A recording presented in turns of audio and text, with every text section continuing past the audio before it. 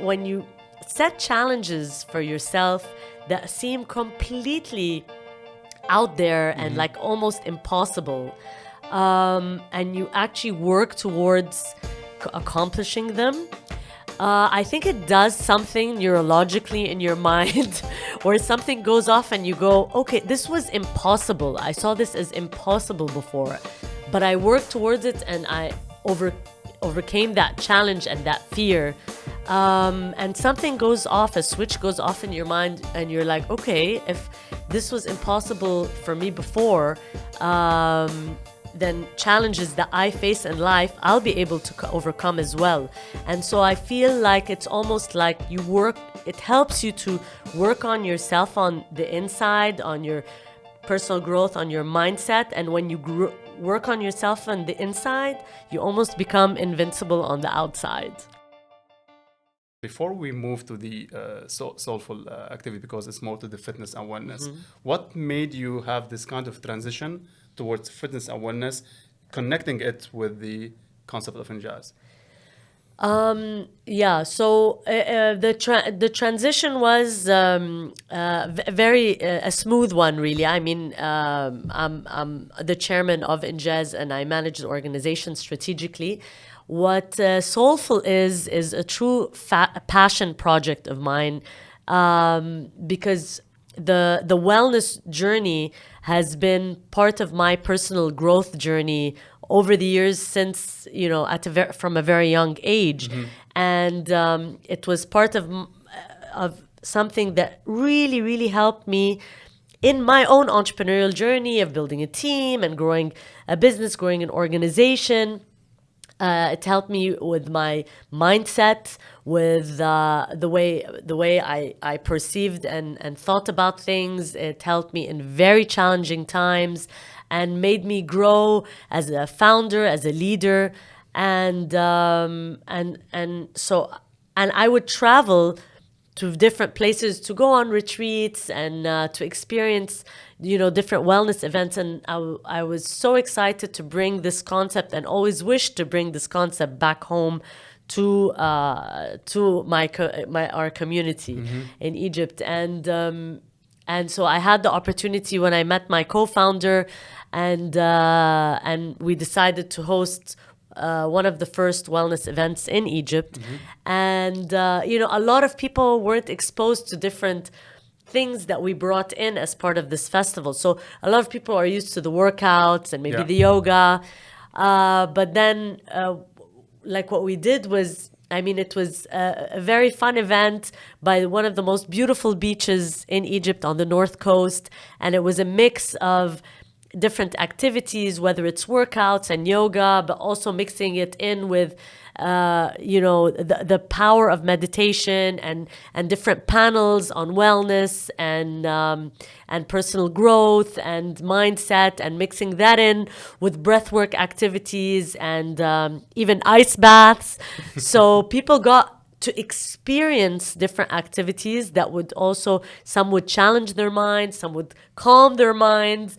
But the whole point of it is to offer tools and expose people to tools, behaviors, practices, and better habits that would improve their lives. So this was really the purpose that drove the event. Before I go to these practices, because I'm sure that we have a lot of common areas where we can deeply discuss. But I notice as a pattern that you always bring in ideas that it's not always accepted culturally and community with the startup world, and now with the practices that not only including the physical activity is the oneness, the mindset, the meditation, which is more or less taboo in this part of the world. Yes. Which is fascinating because you put big challenges that not on individual level but on community and society level, which is impressive.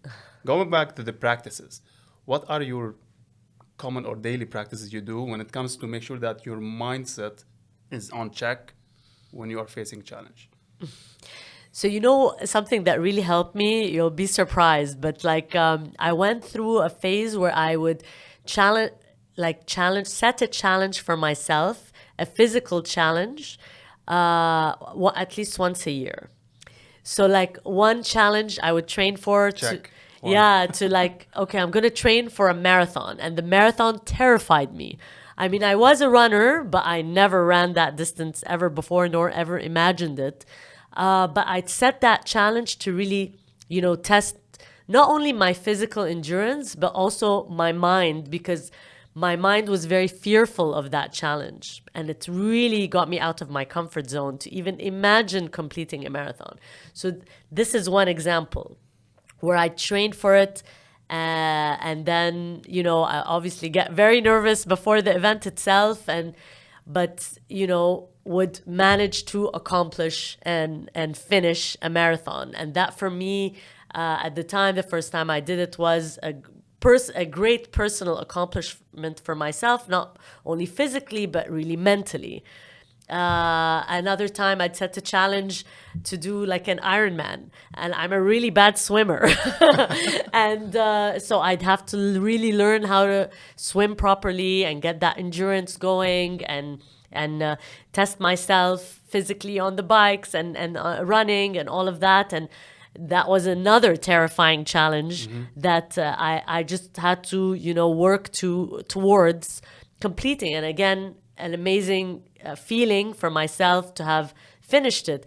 And when you set challenges for yourself that seem completely out there and like almost impossible, and you actually work towards accomplishing them, I think it does something neurologically in your mind where something goes off and you go, okay, this was impossible. I saw this as impossible before, but I worked towards it and I overcame that challenge and that fear. And something goes off, a switch goes off in your mind, and you're like, okay, if this was impossible for me before, then challenges that I face in life, I'll be able to overcome as well.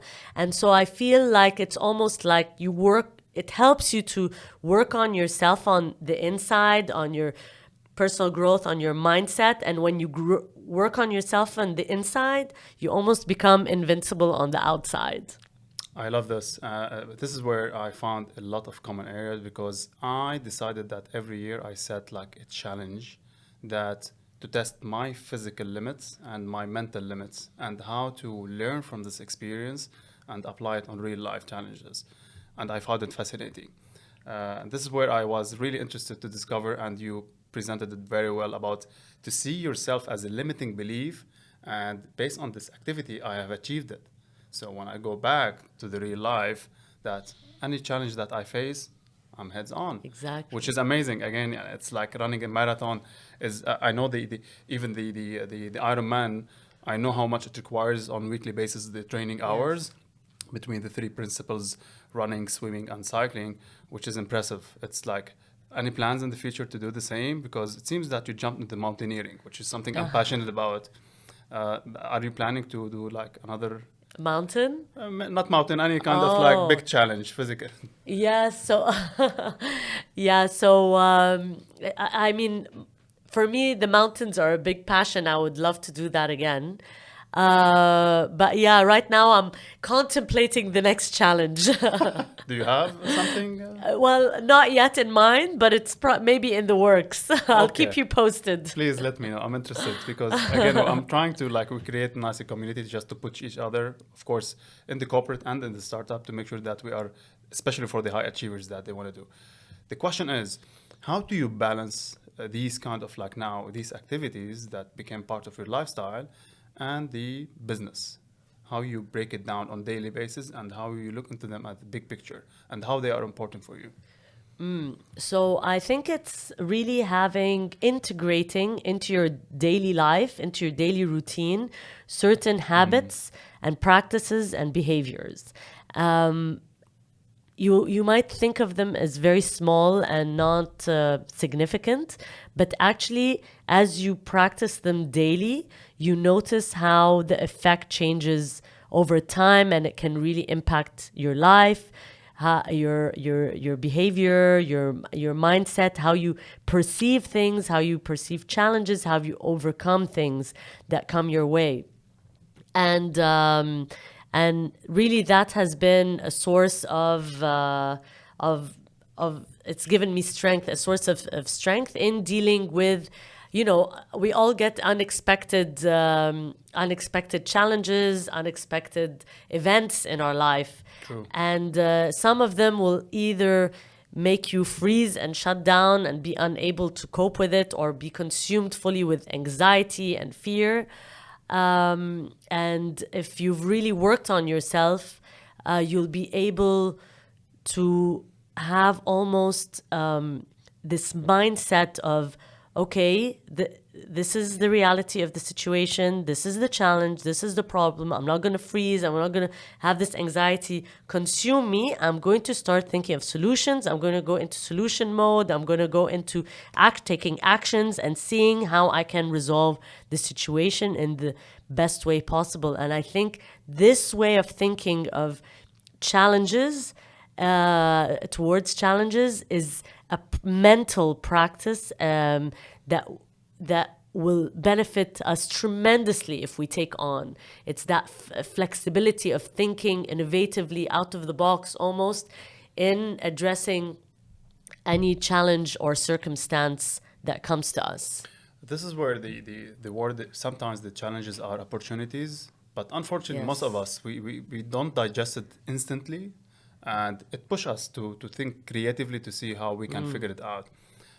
Do you have any kind of a mental practices like meditation, breathing, these kind of? I wouldn't say it's. I will let you answer this question, because my challenge is that people now look into it that, okay, I need to have an instant impact out of it, where in reality it has a long-term impact. But do you have such practices? Yes. So scientifically, there's so much research on this topic that when we're consumed with anxiety and stress over certain, situations that we're handling, our brain waves go into a brain frequency wave pattern called high beta.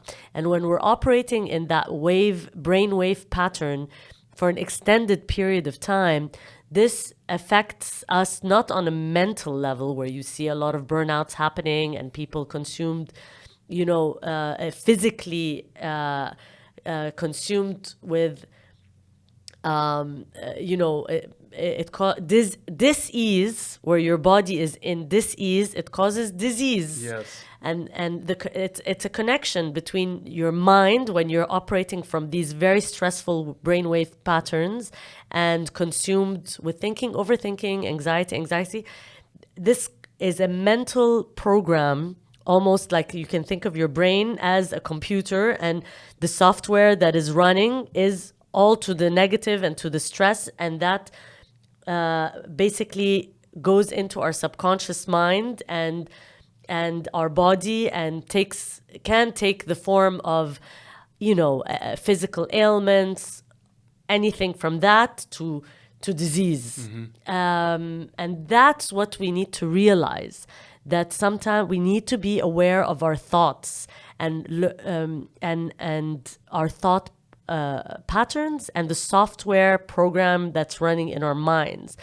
Because when we are living in that state of anxiety and high stress, and for long periods of time, the body and the human body is not designed to live in stressful long stressful periods. For a long time. For a long time, the body will break down. And so we need to be aware of these thought patterns that happen, and we need to practice how to calm these high beta brain waves that happen when we're in high stress, and calm them down to get to a brainwave pattern called the alpha state. And that's when you're more calm, when you're more relaxed, the body can heal itself. And this is the practice, and you need to integrate practices and tools into your life that will help you calm your brainwave pattern. So a lot of people say, I don't have time to be calm. I have an emergency right now. It's a life or death situation. What are you talking to me about feeling calm? There is no way I can get to that state at all. But what you're not realizing is when you're wired in that stress state for a long period of time, it will affect your overall health. Your body cannot sustain it. And that's why people experience burnout, people experience states of